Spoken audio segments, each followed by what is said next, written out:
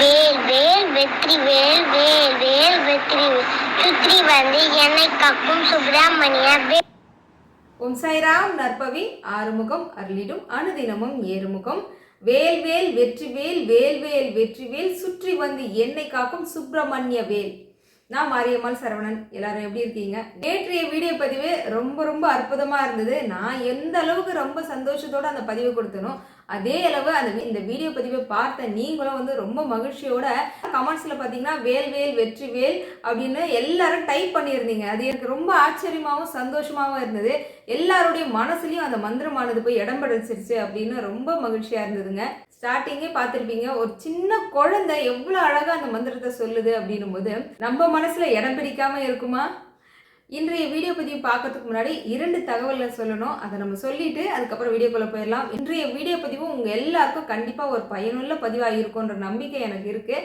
அதனால வீடியோவை ஸ்கிப் பண்ணாம பாருங்க. வீடியோவுக்கு லைக் போட்டுருங்க. சப்ஸ்கிரைப் பண்ணாதவங்க சப்ஸ்கிரைப் பண்ணிடுங்க. இப்போ வாங்க நம்ம வீடியோக்குள்ள போயிடலாம். முதல் தகவல் என்ன அப்படின்னா, முருகருக்கு வந்து அபிஷேகம் செய்யலாம், தங்களால் ஆனதை தொகையை வந்து கொடுங்கன்னு சொல்லியிருந்தேன். உங்களால முடிஞ்சது என்னவோ எல்லாரும் வந்து கொடுத்துட்டு இருக்கீங்க. என்னைக்கு அபிஷேகம் பண்ண போறோம் அப்படின்னு சொல்லி எல்லாரும் கேட்டீங்களே, அதுக்கான நாள் வந்து பார்த்துருக்கேன். வருகின்ற சனிக்கிழமை 24ஆம் தேதி சஷ்டி இருக்கு இல்லையா, தேய்பிறை சஷ்டி. நம்மளோட கஷ்டங்கள் நோய்கள் எல்லாம் தேய்ந்து போகணும் அப்படின்னு சொல்லி முருகர்கிட்ட நம்ம வேண்டிக்கிட்டு அன்னைக்கு நாளை நான் தேர்ந்தெடுத்திருக்கேன். நான் வந்து சிவகுருநாதன் ஐயாக்கிட்டையும் சொல்லிட்டேன், இந்த நாள் வந்து எங்கள் எல்லாம் சாய்சியல் சேனல் குடும்பத்தின் சார்பாக நாங்கள் அபிஷேகம் பண்ண போகிறோம் அப்படின்னு நான் சொல்லிட்டேன். அவரும் ரொம்ப சிறப்பாக பண்ணிடலாமா அப்படின்னு சொல்லிட்டாரு. அதனால என்னைக்கு அபிஷேகம்னு சொல்லி கேட்டுட்டு இருந்தீங்களா, அதற்கான டேட் வந்து நான் சொல்லிட்டேன் இல்லையா. அதற்கேற்ற மாதிரி உங்களால் முடிந்த தொகையை என்னவோ கொடுங்க. ஒரு அம்மா வந்து, அம்மா என்கிட்ட 50 ரூபா தான் இருக்குது, நான் அனுப்பலாமான்னு கேட்டாங்க. அம்மா நீங்கள் அப்படியெல்லாம் நினைக்காதீங்க, ஒரு 10 ரூபா அப்படின்னாலும் நம்மளால என்ன முடியும் அப்படின்றது கடவுளுக்கு தெரியும். அப்படி இருக்கும்போது இதெல்லாம் கவலைப்படாதீங்கம்மா. எனக்கு என்னன்னா, ஒருத்தர் செய்யறதுக்கும் நம்ம எல்லாரும் சேர்ந்து செய்தோம் அப்படின்னா அது வந்து ஒரு கூட்டு பிரார்த்தனையாகவும் எல்லாரும் சேர்ந்து செய்யும்போது அது ஒரு மகிழ்ச்சியாகவும் இருக்கும் இல்லையா. அந்த ஒரு எண்ணத்தோட தான் இந்த வேலையை நம்ம ஆரம்பிச்சிருக்கோம். நல்லபடியாக வந்து நம்ம அபிஷேகம் முடிச்சிருவோம். நான் முடிந்த வரையும் தீபாராதனை நேரத்தில் வந்து நான் லைவ் போடுறதுக்கு ட்ரை பண்ணுறேன். அங்கே வந்து ரொம்ப நெட்டு ப்ராப்ளமாக இருக்குங்க. அதனால தான் என்னால் வந்து கும்பாபிஷேகத்து அன்னைக்கு என்னால் போட முடியல. இருந்தாலும் நம்ம நல்ல நேரம் எப்படி இருக்குன்னு பார்க்கலாம். அங்கே நெட்டு எடுத்துச்சு அப்படின்னா வந்து உங்களுக்கு லைவ் போட்டு காமிக்கிறேன், சரிங்களா? சரி, அடுத்து இன்னொரு தகவல் என்னன்னு பார்ப்போமா. என்ற வெள்ளிக்கிழமை அன்று வரலட்சுமி விரதம் ரொம்ப அழகா அற்புதமா எல்லாருடைய வீட்லயும் செய்திருப்பீங்க. ஒரு சிலரால ஏதோ ஒரு காரணத்தினால அந்த நாள் வந்து செய்ய முடியாம வீட்டு தூரமா கூட ஆயிருப்பாங்க, செய்ய முடியலன்னு சொல்லி கஷ்டப்பட்டுட்டு இருப்பாங்க. அவங்க எல்லாருக்கும் அற்புதமான ஒரு நாளா வந்து பாத்தீங்கன்னா வருகின்ற வெள்ளிக்கிழமை 23ஆம் தேதி ரொம்ப அழகா மாலை நேரத்துல நீங்க இந்த வரலட்சுமி நோம்பினை வாழையாக கடைபிடிக்கிறவங்க மட்டும்தான் செய்யணும் அப்படின்னு கிடையாது, எல்லாருமே செய்யலாம்னு நான் சொல்லியிருந்தேன் இல்லையா. அதனால தாராளமா நீங்க வந்து வருகின்ற வெள்ளிக்கிழமை அன்று செய்யலாம். எல்லாருக்கும் வரப்பிரசாதமா ஒரு பூஜையை பத்தி ஒன்று சொல்றேன்.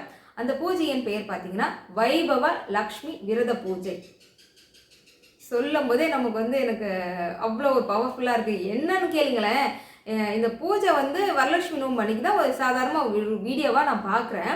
அந்த பார்த்ததுலேருந்து எனக்கு அந்த பூஜையை செய்யணும் எனக்கு ஒரு வலியுறுத்தல் வந்துகிட்டே இருக்கு. அந்த பூஜையை பற்றி இது வரைக்கும் நான் கேள்விப்பட்டது கூட கிடையாது, நான் செய்ததும் கிடையாது. பூஜையை பற்றி நிறைய விஷயம் நிறைய பேர்கிட்ட நான் கேட்கும்போது எல்லா பெரியவங்களும் சொன்ன வார்த்தை என்னன்னா, நான் ரொம்ப அற்புதமான ஒரு பூஜைமா அது. அந்த பூஜையை 11 வாரம் எடுத்து செய்யறது ரொம்ப சிறப்பானது. மகாலட்சுமி தாயார் கேட்டதை கேட்ட வண்ணமே கொடுப்பாங்க. ரொம்ப அற்புதமான பூஜை, வைபவ லக்ஷ்மி பூஜை அப்படின்னு சொன்னாங்க. அதை கேட்டதை எனக்கு ரொம்ப ஆர்வமாயிடுச்சு. சரி, இந்த பூஜையை நம்ம எடுத்து செய்யணும் அப்படின்றதோட நான் செய்தா மட்டும் போதுமா, உங்களையும் நாங்கள் விட மாட்டேன் இல்லையா. அந்த பூஜையை பத்தி தெரிஞ்சுக்கணும், எங்களுக்கும் இது ரொம்ப புதுசா இருக்கு, எங்களுக்கு அந்த பூஜையை பத்தி சொல்லுங்க சிஸ்டர் அப்படின்னு சொல்லி நீங்க கமெண்ட் பண்ணீங்கன்னா கண்டிப்பா அதை பத்தி சொல்றதுக்கு நான் தயாரா இருக்கேன். அதோட பூஜை எப்படி செய்யணுன்றத செய்முறை விளக்கத்தோட வந்து நான் உங்களுக்கு வீடியோ பதிவு கொடுக்க நான் ரெடியாவே இருக்கேன். நீங்க கமெண்ட் பண்ணீங்க அப்படின்னா அதுக்கேற்ற மாதிரி நான் வந்து வீடியோ பதிவு கொடுக்குறேன். நான் வருகின்ற வெள்ளிக்கிழமை அன்று அந்த பூஜையை ஸ்டார்ட் பண்ணணும்னு நினைக்கிறேன். அதனால நான் அன்னைக்கு வீடியோ பதிவு எடுத்து மறுநாள் அந்த மாதிரி கொடுத்துட்றேன். நீங்கள் அடுத்த வாரம் வெள்ளிக்கிழமை வந்து எப்படி செய்யணுன்றதை பார்த்து நீங்கள் ஸ்டார்ட் பண்ணிடுங்க. இந்த தகவலை தான் உங்களுக்கு சொல்லணும்னு நான் நினைச்சேன். நான் சில நாட்களுக்கு முன்னாடி ஒரு வீடியோ பதிவு கொடுத்துருந்தேன். என்னன்னா, யாரோ ஒருத்தவங்க முருகர் முன்னாடி அமர்ந்து ரொம்ப நேரமா அழுதுகிட்டே இருக்கீங்க, அதுவும் கணவன் மனைவி பிரச்சனையால அழுதுகிட்டே இருக்கீங்க. உங்களுக்கு தீர்வு தரக்கூடிய வகையில பாத்தீங்கன்னா நீங்க படிக்க வேண்டிய திருப்புகள் அப்படின்னு சொல்லி நான் உங்களுக்கு கொடுத்துருந்தேன். அந்த பதிவை முடிச்சதுக்கு அப்புறம் பாத்தீங்கன்னா எனக்கு அடுத்தடுத்து ஃபோன் வர ஆரம்பிச்சுது. நான் எடுத்து பேசும்போது சொன்னது என்னன்னா, அந்த ஒருத்தர் வேற யாரும் இல்லை, அது நான் தான் அப்படின்னு ஃபோன் பண்ணுறவங்க எல்லாரும் எனக்கு சொல்கிறாங்க. கிட்டத்தட்ட ஒரு 20 ஃபோன் வந்துருச்சுங்க எனக்கு. எல்லாரும் நான் தான் சிஸ்டர் அழுதேன், நான் தான் முருகர் முன்னாடி ரொம்ப கஷ்டப்பட்டு அழுதேன், நீங்கள் சொன்னீங்களா யாரோ ஒருத்தவங்க அது நான் தான் அப்படின்றாங்க. எனக்கு ரொம்ப மனசு கஷ்டமாகவும் வருத்தமாகவும் ஆயிடுச்சு. எத்தனை பேர் கணவன் மனைவி பிரச்சனையால் பாதிக்கப்பட்டு அழுதுகிட்டு இருக்காங்க அப்படின்னு நினைக்கும் போது எனக்கு உண்மையாக மனசுக்கு ரொம்ப கஷ்டமாக இருந்தது. அவங்க சொன்ன பதில் எல்லாமே கோர்வையாக ஒரு இடத்துல வந்து நின்றுது. இதுதான் பிரச்சனை அப்படின்றத என்னால் உணர முடிஞ்சுது. அந்த பிரச்சனையை பற்றி தான் நான் உங்ககிட்ட சொல்ல போகிறேன். இதை நான் சொல்லலாமா வேண்டாமா, எனக்கு அதை சொல்கிறதுக்கான வயசு இருக்கா இல்லையான்னு எனக்கு தெரியல. ஏன்னா இந்த வீடியோ பதிவினை கொஞ்சம் பெரியவங்களும் பார்க்குறீங்க, அதே சமயம் என்னுடைய வயசில் இருக்கக்கூடிய சகோதரிகளும் நீங்கள் பார்க்குறீங்க. அதில் நான் அனுபவபூர்வமாக உணர்ந்த ஒரு சில விஷயங்களை நான் சொல்கிறேன். கண்டிப்பாக அது உங்களுக்கு பயனுள்ளதாக இருக்குன்ற நம்பிக்கையோடு நான் சொல்கிறேன். ஆனால் 2 நாளாக எனக்கு ஃபோன் பண்ணி பேசினவங்க எல்லாரும் அந்த ஒரு விஷயத்தை தான் பேசினாங்க. கணவன் மனைவிக்குள்ளே வர எந்த பிரச்சனை சண்டையை பற்றி பேசும்போது இவங்களுக்கு ஒரு தெளிவு கொடுக்குற வகையில் நம்ம கண்டிப்பாக அந்த பதிவு கொடுக்கணும் அப்படின்னு நினச்சிட்டே இருந்தேன். நாட்கள் தள்ளி போயிட்டே இருந்தது. சரி இன்னைக்கு கொடுத்துருவோம் இப்படிதான் நான் வந்து இந்த பதிவு கொடுக்குறேன். கணவன் மனைவிக்கு இடையே நடக்கக்கூடிய சண்டையானது இதுதான் காரணம் அதுதான் காரணம்னு சொல்ல முடியாது. எதுவாக வேண்டுமானாலும் இருக்கலாம். அந்த காரணம் சண்டை வர்றதுக்கு என்ன காரணமானாலும் இருக்கலாம். அதுலேயும் முக்கியமாக பூஜை பண்ணாலே வீட்டில் சண்டை வருதுங்க. இதுதான் எல்லாரும் சொன்ன பதிலே எனக்கு இதுதான். பூஜை பண்ணாவே அவருக்கு பிடிக்க மாட்டேங்குது, அவர் இல்லாத நேரம் தான் நான் பூஜை பண்றேன், என்னன்னே தெரியல, அவர் வந்து பூஜை பண்ணாலே அவருக்கு பிடிக்க மாட்டேங்குது, நான் கோயிலுக்கு போனா பிடிக்க மாட்டேங்குது அப்படின்னு ஒரு சில சிஸ்டர் வந்து என்கிட்ட சொல்லி கவலைப்பட்டுக்கிட்டாங்க. சிஸ்டர் குடும்ப சூழ்நிலை சரியில்லை, வருமானம் இல்லை, அப்போ நம்ம என்ன பண்ணணும்னு தோணும், சரி நம்ம போய் கடவுள் வழிபாடு செய்வோம், சாமியை கும்பிட்டோம் அப்படின்னா எதனா ஒரு பிரச்சனை இருந்தால் சரியாயிடும், நமக்கு எதனா ஒரு வருமானம் வரும்ன்ற எண்ணத்தோடு தான் வீட்டில் இருக்கக்கூடிய பெண்கள் எல்லாரும் பூஜை பண்ணுறதுக்கு முதல் காரணம் என்னவா இருக்குன்னா இதுவாக தான் இருக்கும். எனக்கு வந்து தங்கம் வேணும், நகை வேணும், பட்டுப்புடவை வேணும்னு யாரும் அதிகமாக பூஜை பண்ண மாட்டோம். என்னை பொறுத்த வரையும் நோய் நொடி இல்லாத என் குழந்தைங்க நல்லா இருக்கணும், என் கணவர் நல்லா இருக்கணும், என் வீடு நல்லா இருக்கணும், இப்படி கோரிக்கையை தான் நம்ம கடவுள்கிட்ட வைக்கிறோம். நம்ம வைக்கிற கோரிக்கையானது நம்ம வீட்டில் இருக்கிறவங்களுக்கு அதிகமாக புரிஞ்சுக்க வாய்ப்பே இல்லை.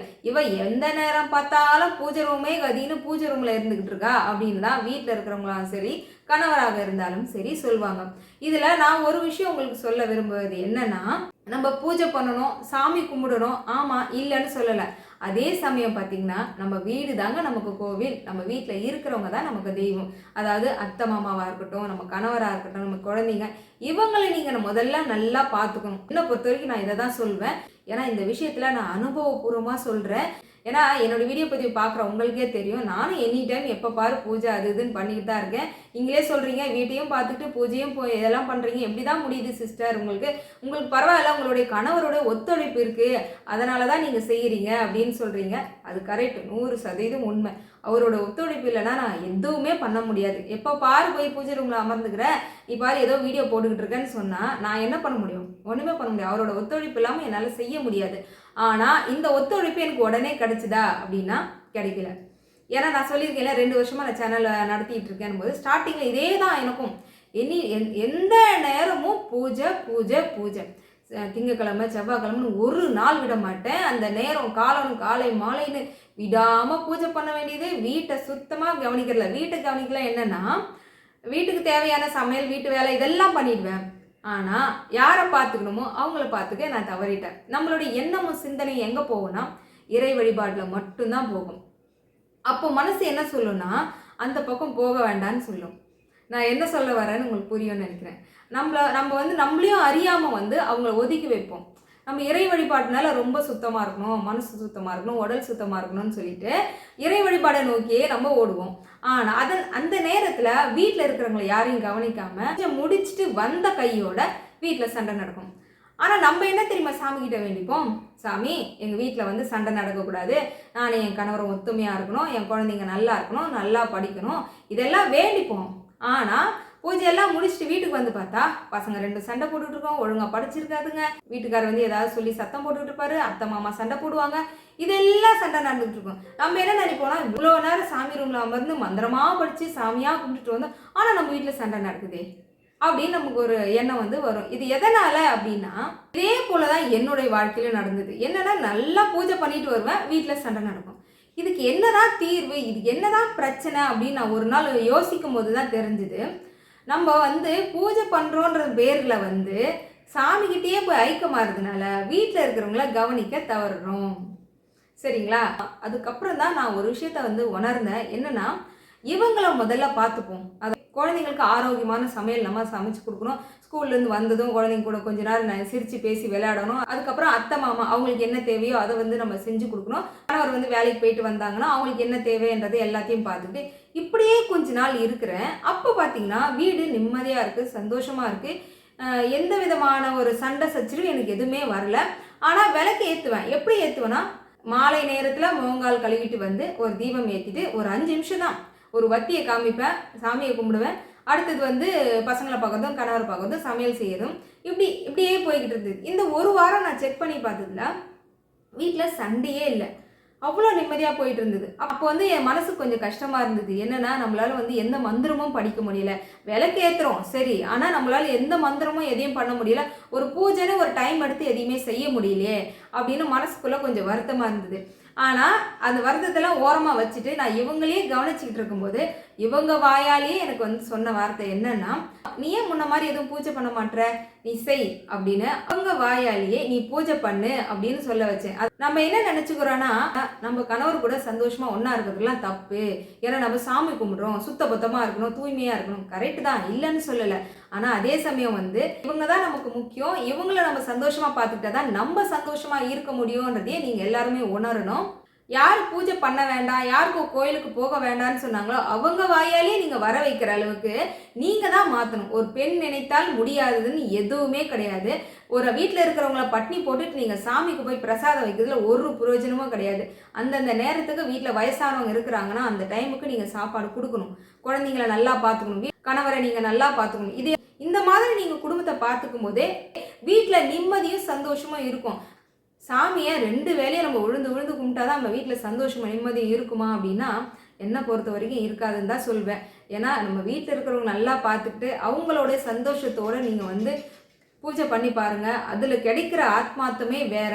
இப்போ ஒரு பிரசாதம் செய்கிறீங்க, சாமிக்கு கொண்டு போய் வைக்கிறீங்க, சாமி சாப்பிடுதான் இல்லைன்னு சொல்லலை, இருந்தாலும் அதை சாப்பிட்டுட்டு நீ இனிப்பு கரெக்டாக போட்டிருக்க, உப்பு கொஞ்சம் கம்மியாக இருக்குது, இல்லை காரம் அதிகமாக இருக்குன்னு எதனா சொல்லுமா? இல்லை. அதே சமையலை செய்து வீட்டில் இருக்கிறவங்க கொடுக்குறீங்க, அவங்க நல்லா இருக்கு இல்லை ஏதாவது ஒன்று சொல்கிறாங்களே, அப்போ யார் நமக்கு பதில் சொல்கிறாங்களோ அவங்கள முதல்ல திருப்திப்படுத்துங்க. அவங்களுக்கு வாய்க்கு ருசியாக நல்லா சமைத்து போடுங்க, அவங்க கிட்ட நல்ல பேர் எடுங்க. நான் முன்னதே சொன்னது போலதான், ஒரு பெண் நினைத்தால் முடியாதது அப்படின்னு எதுவுமே கிடையாது. ஒரு குடும்பத்தை அன்பால மாத்தலாம். நிறைய பிரச்சனை எனக்கு நீங்க சொல்றீங்க, அது எல்லாத்துக்கும் காரணமா முதல் ஸ்டார்டிங் ஆரம்பித்தது யாரா இருந்தா நீங்களா தான் இருப்பீங்க. கொஞ்சம் யோசிச்சு பாருங்க. எந்த பிரச்சனையாக இருந்தாலும் சரி, முதல் ஸ்டார்டிங் புள்ளி வச்சது யாருன்னா அது நீங்களா தான் இருப்பீங்க. அதை கொஞ்சம் நீங்கள் புரிஞ்சு தெரிஞ்சு பாருங்கள், எங்கே தப்பு நடந்திருக்கு அப்படின்றத நீங்கள் தான் முதல்ல உணரணும். நமக்கு சாமி முக்கியம் தான் இல்லைன்னு சொல்ல, அதை விட நமக்கு வீட்டில் இருக்கிறவங்க முக்கியம், நம்ம கணவர் முக்கியம். அவங்கள நல்லா பார்த்துக்கோங்க. அவங்கள சந்தோஷமாக நீங்கள் வச்சுக்கிட்டாலே அவங்களே அழகாக அவங்கள வாரந்தோறும் கோயிலுக்கு போகலாமா அப்படின்னு சொல்லி அவங்களே கூட்டிகிட்டு போவாங்க. நாம் தனியாக கோயிலுக்கு போகிறதும் தம்பதியராக நீங்கள் கோயிலுக்கு போய் பாருங்கள், அந்த சந்தோஷமே அது வேற தான். சரிம்மா, நீ சொன்னது போலவே இவங்க எல்லாரையும் நல்லா தான் பார்த்துக்கிறேன், இருந்தாலுமே என்னை கரிச்சு கொட்டிக்கிட்டே இருக்காங்க, என்னை திட்டிக்கிட்டே இருக்கிறாங்க, என்னை புரிஞ்சுக்க மாட்டாங்களே, இவங்க என்னை கொட்டிக்கிட்டே இருப்பாங்க, நான் இப்போ குனிஞ்சிக்கிட்டே இருக்கணுமா அப்படின்னு நீங்கள் நினைக்கிறீங்கன்னா புரிஞ்சு நடந்துக்கோங்க, அன்பாக இருங்கன்னு தான் சொன்னேனே தவிர, அவங்க கொட்டிக்கிட்டே இருக்காங்கன்னா நிமிருங்க, ஒரு நிமிஷம் நிமிருங்க. எதுக்குமே ஒரு அளவு உண்டு. ஒரு அளவுக்கு மேலே மிஞ்சுது அப்படின்னா அதுக்கப்புறம் நீங்கள் ஒரு முடிவு எடுக்கலாம், என்ன பண்ணணும், வாழ்க்கையில் அடுத்தது என்ன செய்யணுன்றத ஒரு முடிவு எடுக்கலாம். அதற்கு முன்னாடி நீங்கள் முயற்சி செய்யணும். குடும்பத்தை நல்லபடியாக கொண்டு போகிறதுக்கு நீங்கள் உங்களால் ஆன முயற்சியை முதல்ல நீங்கள் போடணும். கணவன் மனைவிக்குள்ளே எதனால சண்டை வருது, என்ன பிரச்சனைக்காக அடிக்கடி சண்டை வருது அப்படின்றத நீங்கள் முதல்ல உணர்ந்து அந்த பிரச்சனையை சரி செய்கிற விதமாக நீங்கள் என்ன பண்ணணுமோ அதை பண்ணணும். நீங்கள் சாமியை கும்பிட வேண்டாம்னு நான் சொல்லலை. மாலை நேரத்தில் அழகாக வீடு வாசல் பெருக்கி ஒரு கோலம் போட்டு ஒரு விளக்கு ஏற்றுங்களா, வீடு அழகாக இருக்கும். அதுக்காக நான் பூஜை பண்ணுறேன்ற பேரில் போய் அமர்ந்துட்டு 1 hour 2 hour பூஜை ரூம்லேயே இருந்தீங்கன்னா வீட்டில் சண்டை தான் வரும். அந்த கொஞ்ச நேரம் சாமி கும்பிட்றீங்களே, அந்த கொஞ்ச நேரத்தில் நீங்கள் என்ன சொல்லணும்னு நினைக்கிறீங்க, என் கணவரை மனசை மாற்றி கொடுங்க, நிறைய கோவிலுக்கெலாம் போகணும், நிறைய சாமியெல்லாம் கும்பிடணும்னு நினைக்கிறேன், என் கணவரோட மனசை மாற்றி கொடுங்க, அப்போ வைங்க வேண்டுதலை. பாரு கோவில் குளம் பூஜைன்னு போய்கிட்டு இருந்தவை எல்லாத்தையும் விட்டுட்டு நமக்காகவே எல்லா வேலையுமே நமக்காக எடுத்து போட்டு எல்லாம் செய்கிறாளேன்னு சொல்லி அவங்களே நம்மளை கோயிலுக்கு கூட்டிகிட்டு போவாங்க. இது நீங்கள் முயற்சி செய்து பாருங்கள், இது எல்லாமே உங்களுக்கு நடக்கும். இன்னும் ஒரு தகவலையும் சொல்கிறேன், என்னென்னா இது வரைக்கும் வீட்டில் இருக்கக்கூடிய பெண்களுக்காக மட்டுமே சொன்னேன். நீங்கள் ஒழுங்காக இருங்க, நீங்கள் குடும்பத்தை பார்த்துக்கோங்க, பிள்ளைங்களை பார்த்துக்கோங்க, நல்ல சமையல் செய்யுங்க, வீட்டை சுத்தமாக வச்சுக்கோங்க. இதெல்லாம் பெண்களுக்கு மட்டுமே சொன்னேன். இப்போ நீங்கள் எல்லாம் நினைப்பீங்க இதெல்லாம் நாங்கள் மட்டுமே செய்யணும், ஆனால் அவங்க மட்டும் என்னை புரிஞ்சிக்கவே மாட்டாங்க, என்னை கஷ்டப்படுத்திக்கிட்டே இருப்பாங்களா, அப்போ அவங்க எப்போ தான் திருந்துவாங்க, அவங்களுக்கு ஒரு வழியே இல்லையா, யாருமே இதை கேட்க மாட்டாங்களா அப்படின்னு எல்லாரோட மனசுல ஒரு கேள்வி வரும். இந்த பதிவை வந்து பெண்கள் மட்டுமே பார்க்குறீங்களா அப்படின்னா இல்லை, ஆண்களும் ஒரு சிலர் பார்ப்பாங்க. அவங்களுக்காகவும் நான் இந்த விஷயத்த சொல்லணும்னு நினைக்கிறேன். ஒரு சிஸ்டர் வந்து எனக்கு ஃபோன் பண்ணி ரொம்ப அழுதாங்க. என்னம்மா என்னாச்சு, எதனால் அழறீங்க அப்படின்னு கேட்டேன். நான் கோவிலுக்கு தான் போயிட்டு வந்தேன் சிஸ்டர். கோவிலுக்கு போயிட்டு வந்து அவர் சாப்பாடு கேட்டாங்கன்னு சொல்லி சாப்பாடு எடுத்து வைக்கலான்ட்டு போனேன். இவ்வளோ நேரம் நீ என்ன பண்ண, எங்கே போன, அது இதுன்னு சொல்லி எப்போ பாரு கோவிலுக்கே போயிட்டு இருக்க அப்படின்னு சொல்லி இவங்க சாப்பாடு எடுத்து வச்சாங்களா, அது எல்லாம் தூக்கி போட்டு அந்த சிஸ்டர் வந்து சரியான அடி வந்து அவர் அடிச்சிட்டு இருக்காரு. அடித்தவங்களுக்கு கையில் நல்ல பலமான அடி, ஆனால் உள்காயம் ரத்த கட்டுன்னுவாங்களா அந்த மாதிரி நல்ல அடி. அடித்ததில் வலி அவங்களுக்கு ரொம்ப தாங்க முடியல. என்னடா இது, ஒரு கோவிலுக்கு போயிட்டு அதுவும் முருகன் கோவிலுக்கு தான் போயிட்டு வந்திருக்காங்க, கோவிலுக்கு போயிட்டு வந்தது ஒரு குத்தமா அப்படின்னு சொல்லிட்டு முருகரை நினச்சி இவங்க அழனா அழ, அப்படி ஒரு அழ. நான் எந்த தப்புமே செய்யலையே முருகா, என்னை ஏன் முருகா அவர் என்னை புரிஞ்சுக்க மாட்டாரு, என்னை இப்படி அடிச்சுட்டாரு, இதெல்லாம் நீ பார்க்கவே மாட்டியா, அவங்க கண்ணே இல்லையா அப்படின்னு சொல்லி மனசு கஷ்டப்பட்டு அழுது இருக்கிறாங்க. அதோட ஒரு 2 நாள் ஆயிருக்குங்க. அவரோட கணவர் எங்கேயோ வண்டி எடுத்துட்டு வெளியே போன இடத்துல தவறி கீழே விழுந்து சரியான அடி. இவங்களுக்கு எந்த இடத்துல அடிபட்டு உள்காயமாச்சோ அதே இடத்துல அடிபட்டு சரியான ரத்தமா அந்த ரோடு அந்த இடம் முழுக்கவே ரத்தமா. இவங்களுக்கு கேள்விப்பட்டு போய் பார்த்ததும் இவங்களுக்கு மனசு தாங்கலை, அடிச்சு பிடிச்சி கூட்டிகிட்டு வந்து ஹாஸ்பிட்டலுக்கு போயிட்டு கட்டு போட்டு அவருக்கு பணியோடையும் இவங்க தான் செய்கிறாங்க. அப்போ தான் ஒரு விஷயம் வந்து உணர்றாங்க. அவர் என்ன சொன்னாரா, உனக்கு என்ன அடிபட்டிருக்கு, அதெல்லாம் ஒன்றும் இல்லை, அதெல்லாம் உள்காயம்தான் அப்படின்னு சாதாரணமாக ஒரு வார்த்தையாக சொன்னவருக்கு இப்போ அதே இடத்துல அவ்வளோ பெரிய அடிபட்டிருக்கு அப்படின்னா என்ன சொல்கிறது. அதுக்கப்புறம் தான் அந்த சிஸ்டர் எனக்கு ஃபோன் பண்ணாங்க. சிஸ்டர் நான் வந்து முருகன்கிட்ட அழுதேன் தான், அதுக்காக வந்து அவருக்காக வேண்டி அவருக்கு அடிபடணும் அப்படின்னு சொல்லி நான் கேட்கல, ஆனால் அவருக்கு அடிபட்டுருச்சு, நான் எவ்வளோ வலி வேதனையை நான் அனுபவிச்சேன் தெரியுமா, இப்போ அதே வலி வேதனையாக அவர் அனுபவிக்கிறாரு. இதில் ஒரு விஷயம் என்னன்னா, பொதுவாகவே அவங்க சொல்லுவாங்க பெண்களை ரொம்ப கஷ்டப்படுத்தக்கூடாது அப்படின்னு. அதுவும் முருக பக்தராக இருக்கிற பெண்களை நீங்கள் கஷ்டப்படுத்தாதீங்க, மிகப்பெரிய ஒரு பாதிப்பை நீங்கள் வந்து அனுபவிப்பீங்க. அது பெண்களாக இருந்தாலும் சரி, ஆண்களாக இருந்தாலும் சரி, 2 பேருக்குமே இது பொருந்தும். ஏன்னா முருகன் வந்து தான் பக்தர்கள் அழவே கூடாதுன்னு பார்ப்பாரு. அப்பேற்பட்டவர் இப்படி நீங்கள் கண்ணீர் மல்க அழறீங்கன்னும் போது அதற்கான பதிலடியை அவர் கண்டிப்பாக கொடுப்பாரு. அதனால முடிஞ்ச வரைக்கும் பெண்களை யாரும் கஷ்டப்படுத்தாதீங்க. அது மருமகளாக இருந்தாலும் சரி, மகளாக இருந்தாலும் சரி, யாராக இருந்தாலும் சரி. ஏன்னா சிலர் வந்து மாமியார் கூட ரொம்ப துன்புறுத்துறீங்க, நான் அதெல்லாம் கேள்விப்பட்டிருக்கேன். அதனால நான் சொல்றேன், முடிஞ்ச வரைக்கும் இந்த வாழ்க்கை வாழ பிறந்திருக்கோம், சந்தோஷமா வாழுங்க, கணவன் மனைவி ஒற்றுமையோடு வாழுங்க. நம்ம குடும்பம் எந்த அளவுக்கு ஒற்றுமையா இருக்கோ அதை பொறுத்து தான் சாமியோட ஆசீர்வாதம் எல்லாமே நமக்கு கிடைக்கும். நீங்கள் தம்பதியராக ஒரு இடத்துல போய் நின்று பாருங்கள், உங்களுக்கான மதிப்பு மரியாதையே வேறு தான். ஒருத்தர் மனசை புரிஞ்சுக்கிட்டு வாழ போகிறது இந்த ஒரு வாழ்க்கை தான், சந்தோஷமாக வாழுங்க. நம்ம வீட்டில் என்ன இருக்கோ அதை கொண்டு சிறப்போடு வாழுங்க. ரொம்ப பெருசாக ஆடம்பரமாக வாழணும் அதுதான் வாழ்க்கை அப்படின்னு இல்லாமல் இருக்கிறத கொண்டு நம்ம சிறப்போடு வாழலாம். அதே சமயம் எல்லா ஆண்களுக்கும் ஒரு விஷயம் சொல்கிறேன், ஏன்னா எல்லா பெண்களும் வேலைக்கு போகிறாங்கன்னா இல்லை, எல்லாருமே வீட்டில் தான் இருக்காங்க. வீட்டில் இருக்கக்கூடிய பெண்கள் கையில் கண்டிப்பாக ஒரு தொகையை நீங்கள் அவங்க கையில் கொடுத்து வைக்கணும். வீட்டில் இருக்கக்கூடிய பெண்கள் கையில் நீங்கள் வாங்கிட்டு வர சம்பளத்தை கொடுத்து வாங்குங்க.